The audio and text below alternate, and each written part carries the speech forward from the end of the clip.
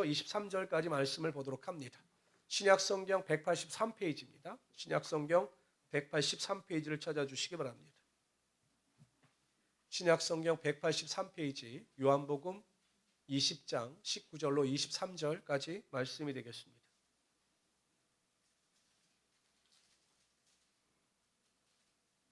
우리 한 절씩 교독합니다. 제가 먼저 19절 읽겠습니다. 이날 곧 안식일 첫날 저녁 때에 제자들이 유대인들을 두려워하여 모인 곳에 문들을 닫았더니 예수께서 오사 가운데 서서 이르시되 너에게 평강이 있을지어다.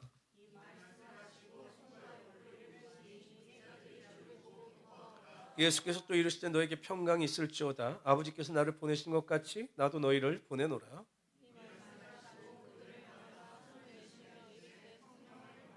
23절 다 같이 읽읍시다. 시작.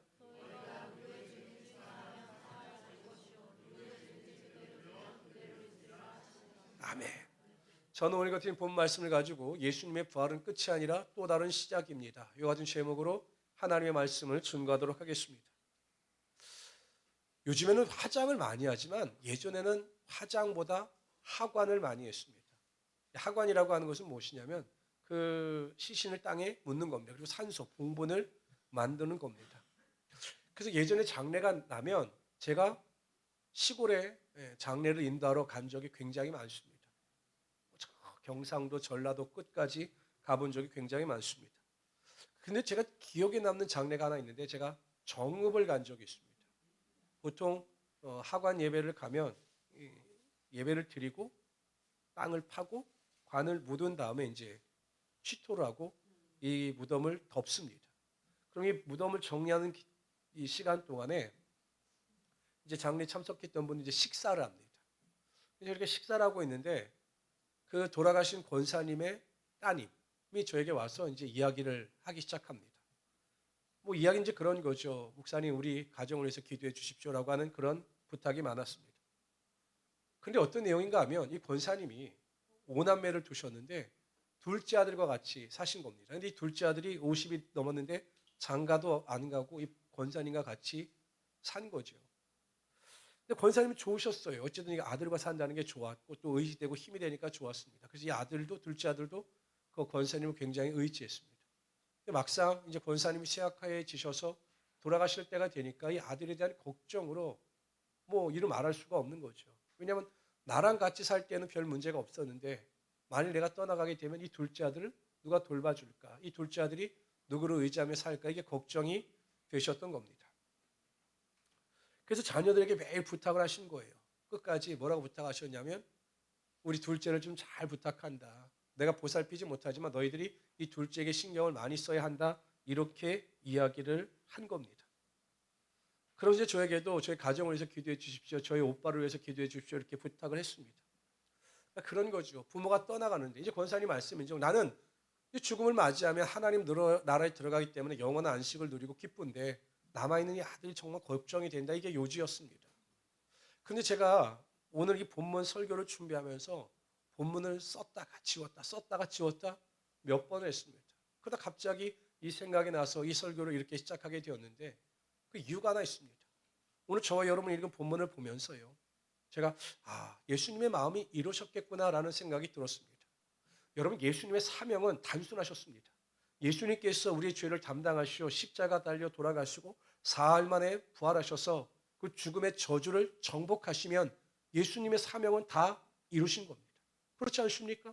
아니 우리 죄를 사하시고 십자가에 돌아가시고 죽음에서 부활하심으로 말미암아 죄의 저주로부터 자유함을 얻게 하셨으면 이 땅에 오신 예수님의 사명을 다 이루신 겁니다.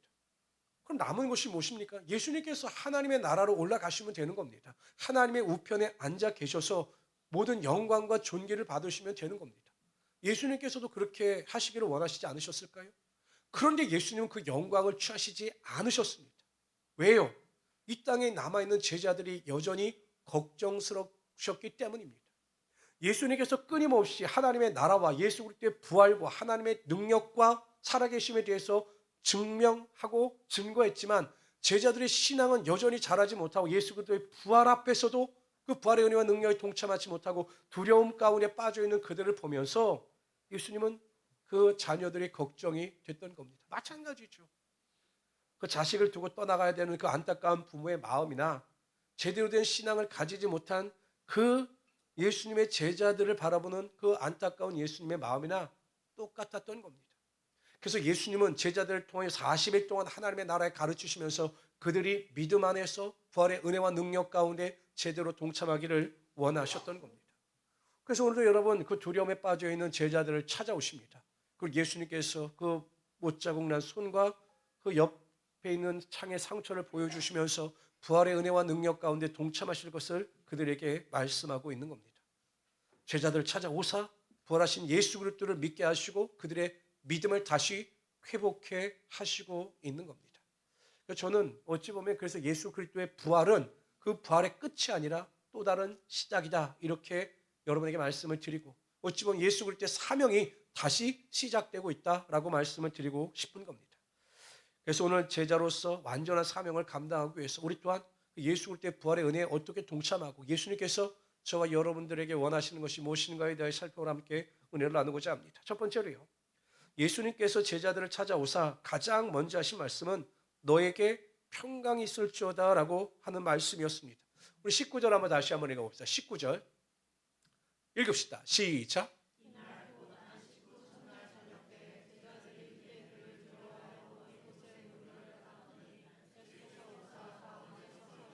너에게 안식 후 첫날은 주일입니다. 보통 안식이 토요일이잖아요. 그러니까 안식 후 첫날은 주일입니다. 그래서 우리가 예수 그리스도의 부활을 기념하여 주일을 예배절로 지키고 있는 거죠. 그런데 그때 제자들이 무엇을 하고 있었느냐? 제자들은 두려워하여 문을 꼭꼭 잠그고 숨어 있었습니다. 왜냐하면 제자들은요 예수 그리스도의 십자가의 죽으심을 보면서 너무 두려웠습니다. 채찍에 맞으셔서 피를 철 흘리시면서 십자가를 지고 골고다 언덕길을 걸어가시는 예수님.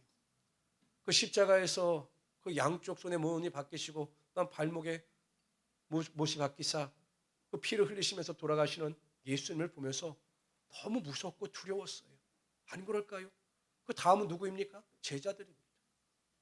예수님 한 분만이 아니라 예수를 쫓던 그 제자들에게도 그런 핍박의 어려움이 다가올 것을 그들은 알았기 때문에 너무 무섭고 두려워서 문을 닫고 꽁꽁 숨었던 겁니다. 예수님께서 부활의 몸을 입고 제자들을 찾아오사 두려움에 사로잡혀 있던 제자들에게 두려워하지 말고 평강을 받을지어다, 평안을 누릴지어다 이렇게 말씀하고 있는 거죠. 어찌 보면 아비의 마음 아닐까요?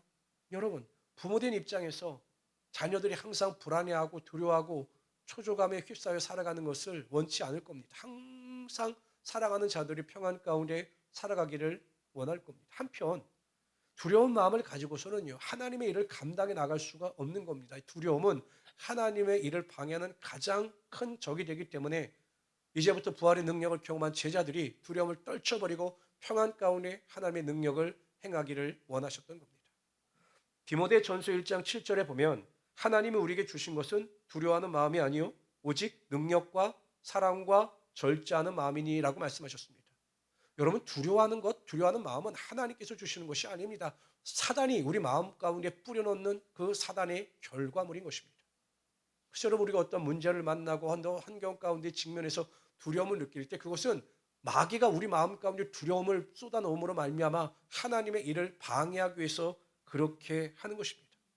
여러분 성경에도 보면요 이 두려움 때문에 자신의 삶에 큰 실패를 경험한 사람들에 대한 수많은 이야기가 나옵니다. 대표적인 인물이 누구냐면 사울왕입니다. 사울왕이요. 되지도 않게 그냥 블레셋을 공격해버립니다. 그냥 가만히 있었으면 아무 문제가 없는데 막 자신이 전쟁에 승리도 하고 강력한 힘을 가졌다고 착각을 해서 그냥 블레셋을 공격을 합니다. 블레셋이 화가 났습니다. 감히 우리를. 그래서 엄청난 그 병거와 군사들과 말을 동원해서 이스라엘과 전쟁을 합니다.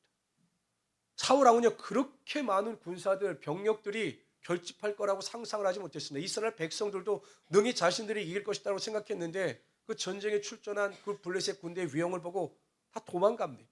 얼마나 겁을 먹고 도망갔으면 여러분 요단강인데 요단강 건너편으로 도망을 해버립니다. 안전을 지키기 위해서.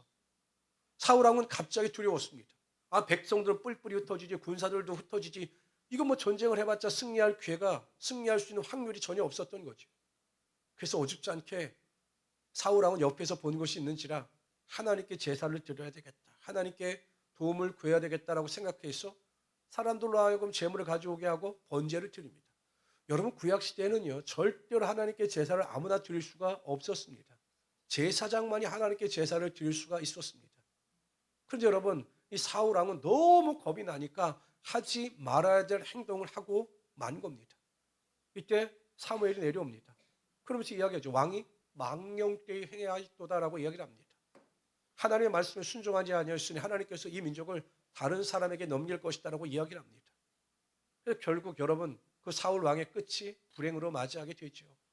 만일 여러분, 사울 왕이 그 수많은 블레셋 군대 앞에서도 두려워하지 아니하고 평안한 마음을 가지고 잠잠히 하나님의 때를 기다렸더라면 하나님께서 그에게 놀라운 은혜와 능력을 행하여 주셨을 겁니다. 근데 두려움 때문에 하나님보다 앞서가다가 그러한 실패와 불행을 맞이하게 된 겁니다. 그렇다면 우리가 어떻게 두려움을 이기며 살아갈 수 있을까요? 마찬가지지만 저와 여러분도 시시각각으로 두려움을 느끼지 않습니까? 불안해하고 초조하지 않습니까? 과연 그것을 우리가 어떻게 두려움을 이기며 평안 가운데 살아갈 수 있느냐라는 것입니다. 요한일서 4장 18절 말씀이 우리에게 이것을 알려줍니다. 다 같이 한번 읽어봅시다. 시작. 두려움에는 두려워하는 자는, 여러분, 두려움에는 형벌이 있다라고 말씀하셨습니다. 형벌. 이 두려움 안에 형벌이 있다라고 하는 의미는 무엇이냐면 아담과 하와가 범죄한 이후 가장 먼저 나타난 감정의 변화는 하나님에 대한 두려움이었습니다. 죄로 인하여. 그래서 그들이 하나님의 낯을 피하여 숨습니다. 그러니까 두려움은 형벌로부터, 하나님의 형벌로부터 온 것입니다. 그러면 우리가 이 두려움을 극복하고 평안을 얻기 위해서 중요한 것이 무엇이냐? 끊어진 하나님의 관계를 회복할 때, 사랑 안에서 그 관계가 회복되어질 때 두려움이 떠나가게 된다는 것입니다.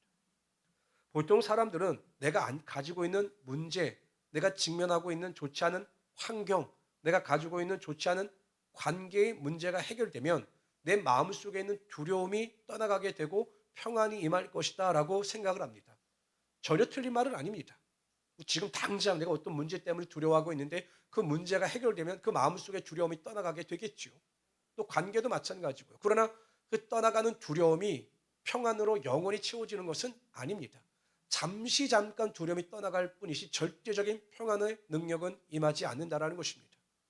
하나님이 주시는 절대적인 평안은 어떤 문제 해결을 통해서 이루어지는 것이 아니라 하나님과의 관계 회복을 통해서 이루어지게 된다라는 거죠. 그것이 요한일서 4장 18절이 말씀하고 있는 것입니다. 사랑 안엔 두려움이 없다라는 것입니다. 이 말씀이 무엇이냐? 하나님께서 나를 사랑하신다는 사실을 절대 의심하지 않고 믿으면 되는 겁니다. 천지가 개벽되어지고 아무리 그 엄청난 고난이나 환난의 파고가 나를 덮친다 할지라도 하나님은 나를 사랑하사 나를 절대로 버리지 아니하신다라고 하는 그 하나님의 사랑을 믿으면 우리 마음 가운데 두려움이 떠나가게 되고 평안이 임하게 된다는 겁니다. 뿐만 아니라 내가 하나님을 뜨겁게 사랑하는 겁니다. 그래서 하나님을 절대적으로 신뢰할 때 하나님께서 반드시 모든 것을 협력하여 손을 이루어 주신다는 그 믿음이 있을 때 우리 안에 두려움이 떠나가게 된다는 것입니다. 결국 우리 안에 두려움이 엄습하는 이유는 하나님을 사랑하지 못하기 때문에, 하나님의 사랑을 믿지 못하기 때문에 그러한 두려움이 우리 안에 자리 잡게 되는 겁니다. 요즘 미국과 이란 전쟁 때문에 온 세계가 난리도 아닙니다. 어저께 저도 자동차 기름을 넣는데 아주 손이 떨려서 혼났습니다. 그렇게 떨려서 몇백 원이 올라갔어요. 그런데 여러분, 이번에 그 해외 토픽에 크게 난 기사가 하나 있는데 그 이란을 공격하던 미 F-15기가 격추가 됐습니다. 그래서 막 이란이 자랑을 했습니다. 우리가 격추했다고. 근데 그 F-15기가 격추하면서 2명의 조종사가 그래도 무사히 탈출했습니다. 근데 한 명의 조종사는 즉시 구조가 됐어요. 그런데 한 사람은 쉽게 구조가 되지 않았습니다. 왜냐하면 이 사람은 그 이란의 높은 고산지대에 떨어졌기 때문에 쉽게 구조가 되지 않았습니다. 그래서 이란도요, 이 사람을 체포하면 엄청 좋은 기회거든요. 왜냐하면 인질로 잡고 있으면 협상할 때 유리하니까. 그래서 이란에서는 이 미국 그 조종사를 체포하기 위해서, 잡기 위해서 $6만 상금을 내겁니다. 이 사람을 잡는 자에게 6만 달러의 상금을 주겠다라고 상금을 내겁니다. 미국 입장에서는 이 사람이 포로로 잡히면 고급 정보를 가지고 있기 때문에 굉장히 힘이 드니까 미국에서도 온갖 정보력을 동원해서 이 사람을 수색하고 찾는데 애를 썼습니다. 근데 못 찾는 거죠. 워낙 고산지대에 떨어졌기 때문에. 근데 이 조종사가 가지고 있는 것은 이 권총한 자로였습니다. 그리고 물 조금, 또 약간 부상을 당해서 움직이는 것이 쉽지 않았습니다. 그래서 낮에는 굴에 숨어 있었습니다. 왜냐하면 그 이란의 드론이 계속 떠다니고 수색 작업이 이루어지기 때문에 그 자신의 위치를 노출하지 않기 위해서 동굴에 숨어 있었습니다. 이제 밤에 조금씩 이제 움직이는 거죠. 아군 지역으로 가기 위해서. 근데 제일 중요한 것은 미국 입장에서 보면 과연 이 미군이 생존에 있느냐, 이게 문제였어요. 생존에 있는지 생존에 있지 않은지 이걸 분별이 안 가는데, 그런데 이 조종사들의 몸에는 생존 신호를 보내는 어떤 그 장치가 있다고 합니다. 내가 생존에 있다라는 것을 보낼 수 있는 그 생존 신호에 대한 기구가 있는데, 이 살아있는 이 미군이 생존 신호를 보냅니다. 근데 자기 이름을 밝히면 되지 않잖아요. 내가 누구인가를 밝히면 그 이란 정보에서도 이 사람의 이름을 아니까. 그래서 암호 비슷하게 보내는 겁니다. 그런데 이 살아있는 조종사가 보냈던 그 생존 신호 암호가 무엇이냐면 영어로 God is good이라고 하는 단어였습니다. 하나님은 여전히 선하십니다. 근데 미국 입장에서 이제 또 혼동이 오는 거죠. 과연 이것이 이 사람이 보낸 것이 맞냐? 트럼프 대통령 같은 경우는 아니다. 이란이 우리를 속이기 위해서 거짓 정보를 흘린 것이다. 이렇게 이야기를 합니다. 그래서 어떻게 했냐면 미국 정부에서 이 사람에 대한 개인 신상을 철저히 조사한 겁니다. 이 사람의 신앙 상태, 자론 환경 다 조사한 겁니다. 그리고 내린 결론은 이 조종사는, 생존에 있는 조종사는 믿음이 돈독한 기독교 신자다라고 하는 결론을 내렸습니다. 그렇기 때문에 충분히 하나님은 선하십니다. God is good이라고 하는 신호를 보낼 수 있는 사람이다 라고 결론을 내리고 그 수신 신호를 찾아가 그 사람을 발견하고 그 사람을 구원해냅니다. 참 미국이라는 군대는 나라는 엄청납니다. 그 한 사람의 생명을 구원하기 위해서요, 모든 자본을 투입합니다. 엄청난 액수의 군사력을 동원해서 그 한 사람을 구출해 냅니다. God is good. 여러분 한번 생각해 보십시오. 절체절명의 위기 가운데, 죽음의 위기 가운데 이 조종사가 믿었던 한 가지는 하나님은 여전히 선하시며 하나님은 여전히 나를 사랑하신다고 하는 절대적 진리였습니다. 내가 비록 이 험난한 고산지대에 숨어 있지만 과연 내가 구원받을 수 있는 확률이 어느 정도 되는지 몰랐지만 하나님은 여전히 선하시고 나를 사랑하사 나를 구원해 주실 것이다라고 하는 믿음이 있었기 때문에 자신의 믿음의 고백을 God is good 이라고 선포했고, 결국 하나님께서 놀라운 손길을 행하사 그에게 구원의 능력이 나타나게 하여 주신 겁니다. 저는 우리 모든 성도들에게 이러한 믿음이 있기를 바랍니다. 어떠한 삶의 환경 가운데 있다 할지라도 조그만 일 앞에 팍팍 떨며 두려워하고 낙심하고 우울해하는 것이 아니라 하나님의 사랑을 믿으며 하나님의 선하심을 믿으며 하나님은 여전히 나를 사랑하시고 나를 구원하시고 나를 도우시는 하나님이 되십니다. 나는 그러한 하나님을 신뢰합니다 라고 하는 믿음을 가지고 두려움이 아니라 하나님이 주시는 절대 평강의 능력을 가지고 살아갈 수 있는 우리 귀한 성도들이 되시기를 주님의 이름으로 축원합니다. 그러면 반드시 하나님께서 항상 여러분들 지키고 보호하시며 하나님의 평강의 능력이 임하게 하여 주실 겁니다. 두 번째로요, 예수님은 제자들이 예수님의 부활을 통해 참된 기쁨을 누리기를 원하셨습니다. 우리 20절 한번 다 같이 읽어봅시다. 20절 있습니다. 시작.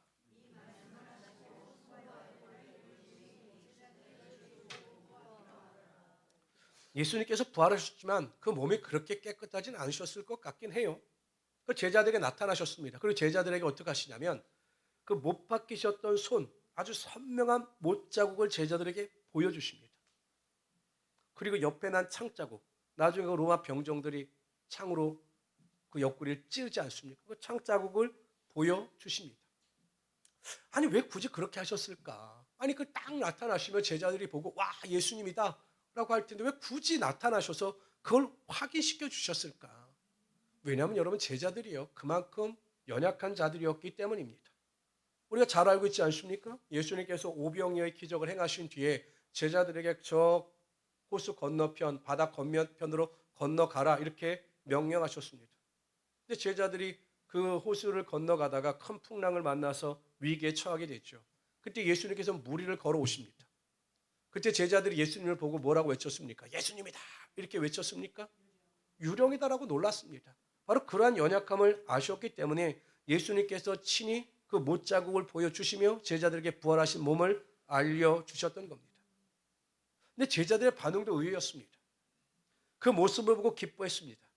예수님께서 다시 부활하셨다는 것과 그러한 예수님이 자신들을 만나 주신 것에 대해서 참으로 기뻐했습니다. 근데 여러분 제자들의 형편이 지금 어떻습니까? 아무것도 없어요. 예수님을 3년 동안 그렇게 쫓아다녔는데 그들에게 남은 건 아무것도 없습니다. 미래도 불투명합니다. 어떻게 될지 자신의 미래들이 어떻게 보장될지 아무것도 아는 것이 없습니다. 혹시 언제 어떻게 잡혀서 또 고난을 당할지도 모릅니다. 그런데 부활하신 예수님께서 지금 당장 지금 자신들과 함께 하시는 것만으로 그들은 기뻐하고 있다는 사실입니다.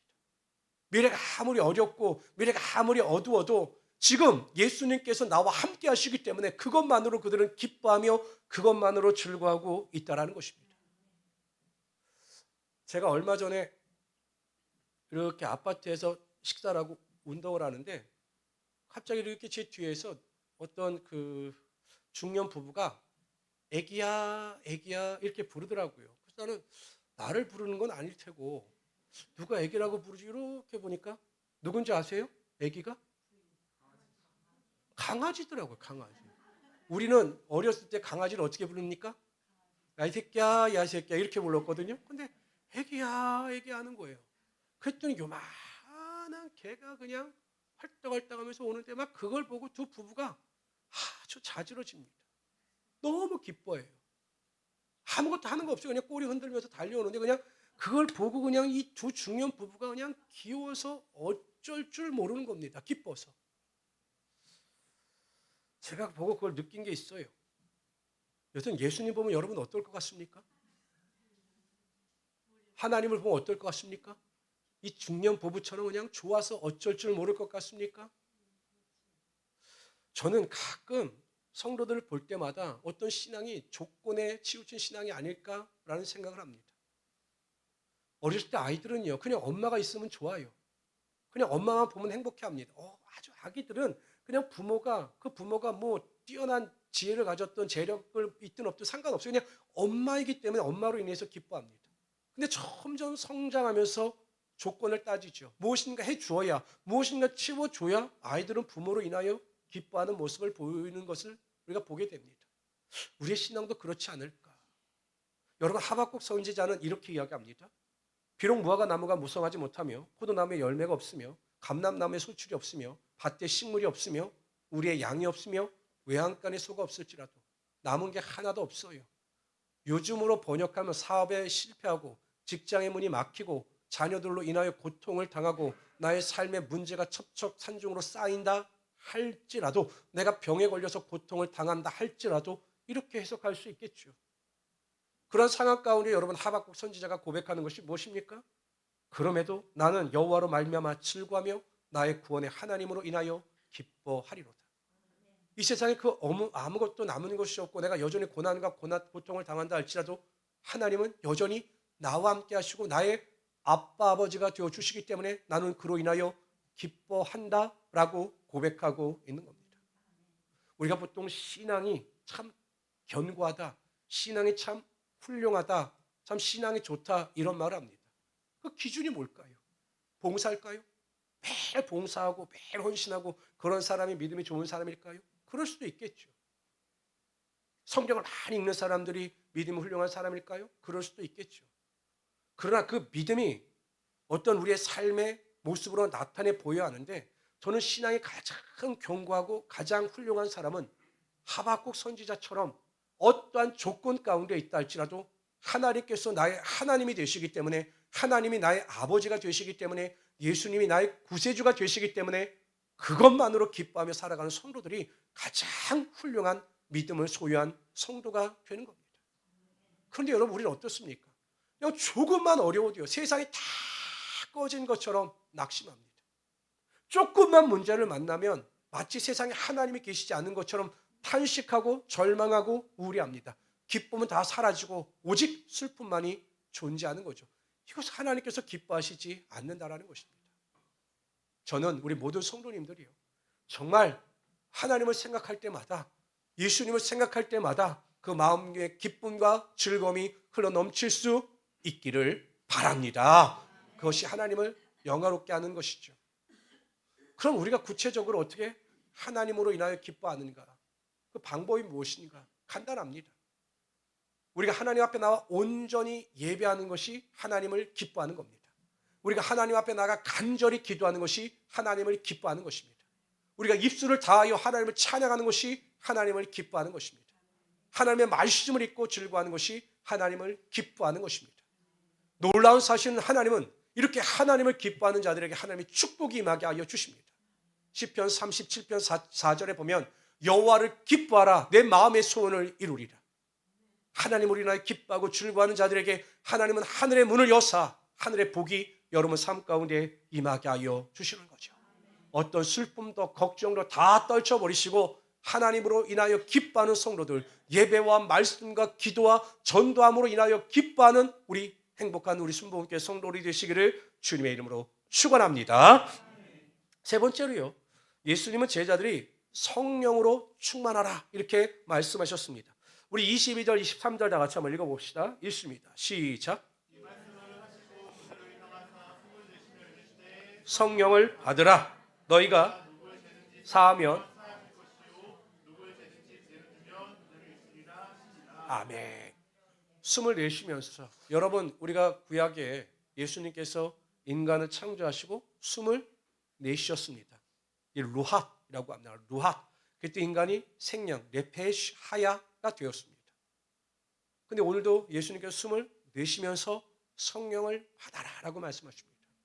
성령을 받아야 너희들이 23절에서 누군가를 진정으로 용서할 수 있다 말씀하고 있는 거죠. 즉 성령 충만해야 하나님의 사명을 감당할 수 있다. 내가 보내는 곳으로 너희가 갈 수 있다. 이렇게 말씀하고 있는 겁니다. 예수님께서는요, 십자가에 달리시기 전에 그 요한복음에 보면 제자들에게 성령에 대해서 강조하십니다. 보통 요한복음 13장 이후 예수님께서 최후의 만찬을 하시고 제자들의 발을 닦으신 다음에 다락방에서 예수님께서 제자들에게 말씀하시고 가르치십니다. 이것을 보통 다락방 강화라고 이야기를 합니다. 그것에서 예수님께서는 성령에 대해서 강조하셨습니다. 요한복음 14장 26절에 보면 보혜사 곧 아버지께서 내 이름으로 보내실 성령, 그가 너에게 모든 것을 가르치고 내가 너에게 말한 모든 것을 생각나게 하리라. 성령을 선물로 주실 것을 약속하셨습니다. 그리고 부활하사 40일 동안 하나님의 나라를 가르치신 뒤에 예수님께서 승천하시기 전에 다시 한번 제자들에게 성령에 대해서 강조하십니다. 사도행전 1장 4절 5절에 보면 사도와 함께 모이사 그들에게 분부하여 이르시되 예루살렘을 떠나지 말고 내게 들은 바 아버지께서 약속하신 것을 기다리라. 아버지께서 약속하신 성령을 기다리라 이렇게 말씀하신 겁니다. 요한은 물로 세례를 베풀었으나 너희는 몇 날이 못 되어 성령으로 세례를 받으리라. 오직 성령이 너희에게 임하시면 너희가 권능을 받고 예루살렘과 온 유대와 사마리아와 땅끝까지 이르내 증인이 되라 라고 사명에 대해서 말씀하신 다음 승천하셨습니다. 그리고 정확히 10일 뒤에 오순절날 마가의 다락방에 약속하신 성령의 능력을 부어주셨습니다. 120명의 사도들의 성령의 충만함을 받자 그들의 생각이 바뀌고 그들의 믿음이 바뀝니다. 문을 잠그고 두려웠던 그들이 복음을 들고 세상으로 나가 복음을 증거할 때 3,000명, 남자만 5,000명이나 회개하고 돌이키는 하나님의 역사가 나타나게 되었습니다. 성령의 능력을 받기 전에 두려움과 불안 가운데 빠져있던 그들이 죽음도 두려워하지 않는 믿음의 사람으로 바뀌게 되었고 하나님의 능력을 전하는 자들로 바뀌게 되었던 것입니다. 마찬가지입니다. 우리가 이 죄악된 세상을 살아가기 위해서 가장 중요한 것은 성령 충만을 받아 성령께서 우리의 인생을 이끌어 가셔야 하는 것입니다. 과연 그런데 하나님께서 왜 이렇게 성령의 능력을 강조하시는가? 여러분, 성경을 보면요, 하나님께서는요 성령의 사람이 아니시면 사용하시지도 않고 성령의 사람이 아니시면 성령의 능력과 하나님의 권세가 임하지 않게 하십니다. 사람들은 모세의 후임자가 누구인지 굉장히 궁금했습니다. 워낙 이 모세가 뛰어난 인물이었기 때문에 과연 저 모세의 뒤를 위해서 우리 민족을 이끌어갈 지도자가 누구일까가 궁금했습니다. 그런데 하나님께서 누구를 세우시느냐? 그의 종인 눈의 아들 여호수아를 후임자로 정하십니다. 여러분 그 모세에 대한 이야기는 자세하죠. 그가 태어나서 어렸을 때까지 큰 그 위기 가운데 자라가게 되고 그 애굽의 궁전에 들어가게 된 모든 과정 가운데 모세가 얼마나 위대하고 하나님의 택하심을 받은 자에 대한 기록이 나와 있습니다. 백성들도 그것을 다 알았습니다. 근데 여호수아에 대한 기록은 없어요. 그냥 눈의 아들 이 정도입니다. 그런데 왜 하나님께서 굳이 여호수아를 사용하셨느냐라는 것입니다. 왜 지도자로 세우셨느냐라는 것입니다. 민수기 27장 18절에 보면 이렇게 말씀하십니다. 여호와께서 모세에게 이르시되 눈의 아들 여호수아는 그 안에 영이 머무는 자니 성령에 충만한 자니 너는 데려다가 그에게 안수하고. 하나님께서 여호수아를 사용하신 이유는 그가 똑똑해서도 아닙니다. 그가 명철해서도 아니고 다재다능한 능력을 가지고 있어서도 아닙니다. 그에게 하나님의 영, 성령의 능력, 거룩한 영이 있었기 때문에 하나님께서 그를 택하시고 그를 부르셔서 모세의 후계자로 삼으신 거죠. 이처럼 하나님은 성령 충만한 사람을 통해서 일하시기를 원하시고 그를 통해서 하나님의 역사와 능력이 나타나게 하여 주시는 거죠. 그리고 또 한 가지 의문이 생깁니다. 그런 사람들을 왜 택하실까? 왜 성령 충만한 사람을 하나님께서 사용하실까? 왜 성령 충만한 사람을 통해 하나님의 역사를 이루실까? 왜 성령 충만을 우리가 받아야 할까? 라고는 의심이 생길 수도 있습니다. 하나님께서 성령 충만한 사람을 사용하신 이유는 분명합니다. 로마서 8장 26절 27절에 보면 이와 같이 나와 있습니다. 이와 같이 성령도 우리 연약함을 도우시나니 우리가 마땅히 기도할 바를 알지 못하나 오직 성령이 말할 수 없는 탄식으로 우리를 위하여 친히 간구하시느니라. 여러분 그렇잖아요. 우리가 기도가 안 될 때가 있어요. 참 기도가 안 돼요. 그래서 내가 기도해야지 하고 마음을 먹고 우리가 기도하면 누가 우리를 위해서 기도하신다고 하십니까? 성령께서 우리를 위해서 기도하시는 거예요. 우리는 가만히 있는 것 같지만 기도하는 마음을 가지고 나와서 기도하려고 앉아 있으면 기도가 안 될 때도 성령께서 역사하사 우리는 알지 못하지만 성령께서 우리 안에서 하나님께 대하여 보혜사가 되어 주사 기도하신다라는 겁니다. 근데 그러한 기도가 어떤 기도냐 하면 이런 기도입니다. 마음을 살피시는 이는 하나님이십니다.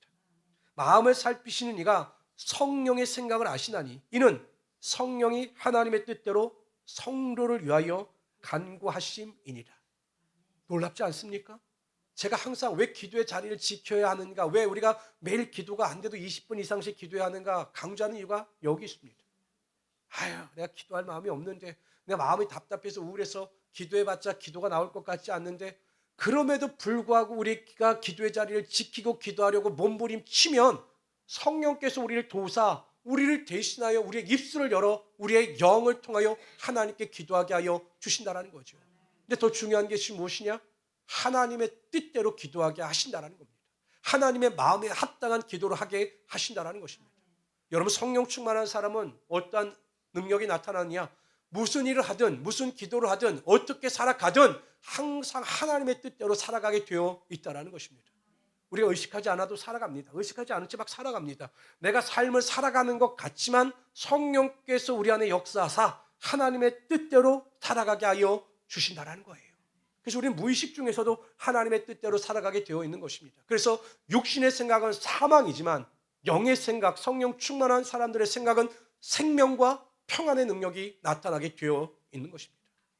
그러므로 우리 모든 성도님들은 항상 성령 충만을 사모하셔서 성령님의 지배 가운데 살아갈 수 있는 우리 귀한 성도들이 되시기를 주님의 이름으로 축원합니다.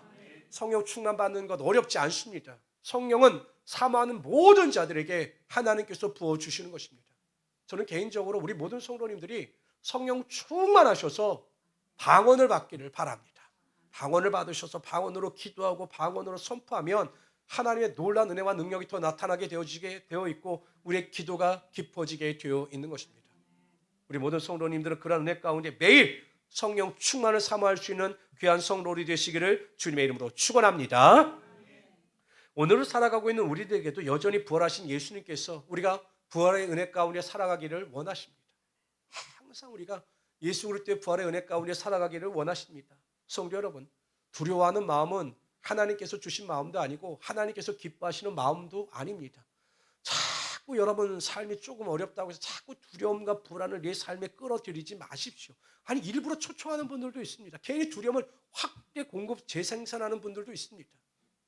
그냥 뭐 조금만 어려워도 막 두려워서 어쩔 줄 모르고 벌벌 떨고 그래서 제대로 나갈 길을 가지 못하고 계속 어려움이 중첩되는 분들이 있습니다. 그럴 때마다 하나님의 사랑을 기억하시고 하나님께서 반드시 나를 사랑하심으로 말미암아 이 문제 가운데 하나님의 능력이 임하게 하여 주실 것이다. 나는 그러한 하나님을 신뢰한다라고 하는 그 믿음의 고백을 가지고 계속 선포하십시오.